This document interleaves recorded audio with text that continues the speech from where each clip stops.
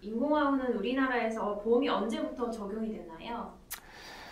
네, 한 2005년도에 아마 처음으로 인공화호에 대한 의료보험, 건강보험이 적용이 되기 시작했습니다. 아, 근데 인공화호 수술이 굉장히 비용이 많이 들 텐데, 그럼 2005년 이전에는 사람들이 어떻게 수술을 했어요? 그러니까 제가 전공의 때 1990년대 후반 그리고 2000년대 초반에는 굉장히 비쌌어요. 뭐 그 당시 말로 그 자동차 한 대 값이라는 표현이 있었고요. 그래서 조금 경제적으로 여유가 있으신 분들의 이제 자녀분들이 수술을 받았고, 조금 경제적으로 어려우신 분들은 안타깝지만 수술을 뭐 받지 못하는 경우도 많이 있었습니다. 2005년도에 의료보험이 적용이 돼서 인공화호 수술을 받게 되는 혜택이 많이 이제 커지면서 사실은 우리나라 인공화호의 어떤 그 저변이 확대되는 뭐 기폭제 같은 역할을 우리나라 건강보험이 했다라고 저는 생각을 하거든요. 결국은 우리나라 사람들이 사실 자랑스러워해서 마땅한 그러한 건강보험 시스템의 혜택을 가장 많이 받은 분야 중에 하나가 인공화호가 아닌가 생각을 하고 있습니다. 뭐 말이 나온 김에 우리나라 의료보험 얘기를 좀 하자면 이 보시면은 우리나라 그 보험 시스템은 일단은 본인 부담금이 그렇게 높지 않고 거의 모든 부분에 커버가 되고 있고요. 그 다음에 우리나라 이제 의사분들이 잘 아시겠지만은 엄청나게 열심히 또 엄청나게 많이 빨리 잘 진료를 보시거든요. 이러한 그 우리나라 이제 분들의 어떤 국민성과 또 한국 의료보험의 굉장히 우수성이 잘 결합이 돼서 지금 한국의 K의료라고 하는 것이 굉장히 수준 높은 그리고 잘 굴러가는 시스템으로 오랫동안 우리 의료를 지탱해 왔다라고 말씀을 드릴 수 있을 것 같아요. 네, 교수님이 자랑스럽다고 말씀하시는 K의료도 조금 문제가 있지 않나요? 그렇죠. 그렇고 일단 지금 아까 제가 우리나라 K의료를 든든하게 뒷받침을 해왔던 우리나라 건강보험이 지금 여기 보시면 우리나라 건보 재정이 그렇게 넉넉지가 않습니다.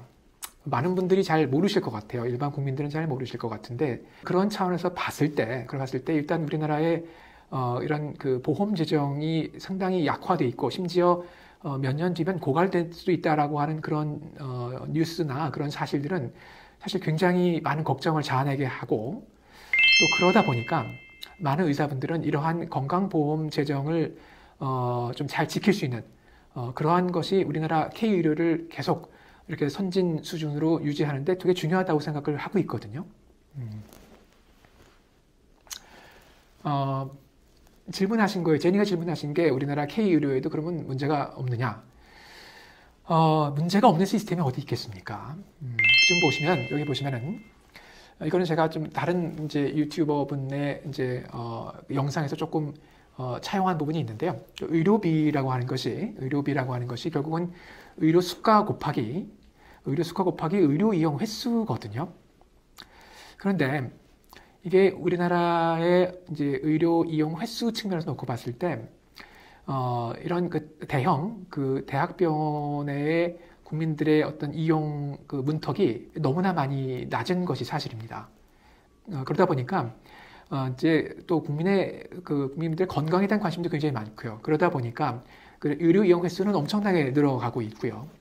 반면에 의료 수가는 30년째 물가 상승률에도 미치지 못하는 낮은 그러니까 수가 상승률을 갖고 있거든요. 그렇게 함으로써 사실 의료비를 어느 정도 컨트롤하고 있는데 의료 이용 횟수가 너무 많아지다 보니까 결국은 의료비가 굉장히 많이 증가를 하고 제가 조금 전에 말씀드렸던 그런 보험 재정의 고갈을 가속화시키는 것이 사실입니다. 그게 첫 번째 문제가 되고 있고요. 두 번째는 의료 수가가 워낙 오르지 않은 상황에서 실제로 환자가 되어야 될 소아의 출생률이 너무 낮다 보니까 소아과 산부인과 같은 이런 필수 바이탈과에 지원하는 그런 의사 선생님들 수가 너무나 줄어들어서 그 필수과의 붕괴가 좀 이어지고 있고요. 그 다음에 대학병원, 3차 대학병원의 문턱이 너무 낮다 보니까 너무 무제한적으로 이제 접근이 가능하고 이용을 많이 하게 되고 또 여러 3차 병원을 동일 질환으로 방문하는 그런 닥터 쇼핑이라든지 의료 쇼핑들이 많아지면서 결국 환자가 많아지니까 결국은 이 5분 진료라고 하는 그런 한국 특유의 또 병폐가 생겨나서 제니의 질문에 답을 드리자면 이러한 보험 재정의 고갈이 지금 가속화되고 있고 필수 의료과가 붕괴되고 있고 그 다음에 대형 대학병원은 5분 진료가 만연돼 있다. 이렇게 문제를 정리할 수 있을 것 같습니다. 아, 이쪽을 잘 모르던 제가 들어도 문제가 많은 것 같네요. 그럼 교수님이 생각하시는 그런 문제를 어떻게 해결할 수 있다고 생각하시나요? 저희 의료진들이 평소에 생각해 왔던 것은 여기 좀 보시면은 아까 이제 의료비는 의료 수가 곱하기 의료 이용 횟수라고 말씀을 드렸어요. 결국은 건강 보험 재정을 그렇게 많이 소모하지 않으면서도 아까 필수과 쪽으로 의사분들이 좀 모이게끔 하고 또 5분 진료나 이런 것들을 개선하려면 저희가 생각하기에는 아까 이제 의료 수가는 딱 묶어두고 의료 이용 횟수에 대한 제한이 거의 없었던데요. 반대로 어떤 의료 이용 횟수에 어느 정도의 제한이 좀 필요하다는 생각이 되어지고 특히 이러한 3차 대학병원의 경증 어떤 진료는 많이 본인 부담금을 높인다든지 혹은 많이 줄이는 그런 절차가 필요할 것 같고요. 대신 필수과, 특히 소아과나 산부인과 같은 그런 필수 바이탈과의 의료 수가는 많이 높여서 전체적인 의료비의 증가는 가져오지 않으면서 의료 이용 횟수를 억제하고 의료 수가를 높이는 형태로 해야 결국은 필수과로의 의사 선생님들의 지원도 늘고 또 의료 이용 횟수가 줄다 보니까 결국은 5분 진료도 개선이 되지 않을까라고 생각을 해왔던 것이 사실입니다. 다만 이런 부분이 안타깝게도 그동안 이제 많이 받아들여지지 않은 것은 사실이죠. 요즘 뉴스에서 참 의료비가 많이 시끄럽는데 현재 이제 의대 정원을 늘리는 것이 문제를 해결하는데 해결법이 될 수 있다고 생각하시나요? 아무래도 물론 정부가 나름대로 뜻을 갖고 의대를 이제 많이 신설하는 것에 대해서 나름대로 의미가 있긴 하겠지만은 지금 저희가 안고 있는 문제점을 해결한다는 차원에서 봤을 때는 보시다시피 이 의료 수가는 높이지 않고 결국은 궁극적으로 의료 이용 늘어난 의사분들도 나름대로 또 의료를 창출할 수밖에 없는 입장이다 보니까 의료 이용 횟수만 늘게 돼서 결국 의료비만 증가되는 결국 이제 의료 이용 횟수가 늘면서 의료비가 폭증하는 이런 일이 벌어질 가능성이 높다라고 하는 것이 저희 의료진들이 갖고 있는 걱정이거든요.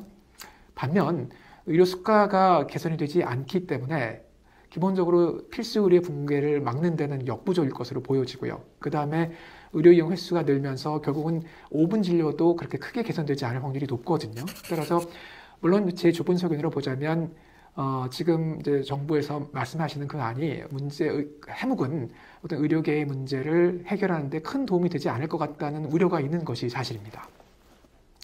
결국은 지금의 현재 정책으로는 이런 필수과의 붕괴라든지 5분 진료를 막지 못하는 것은 물론이고 결국은 의료비가 증가됨으로써 이러한 그동안 우리가 애지중지 몇십 년 동안 너무나 잘 누려왔던 그런 보험 재정의 붕괴를 가져와서 K의료 자체가 흔들릴까 봐 굉장히 걱정이 많이 되고 있는 요즘이기도 합니다. 네, 교수님 좋은 의견 감사합니다. 아닙니다.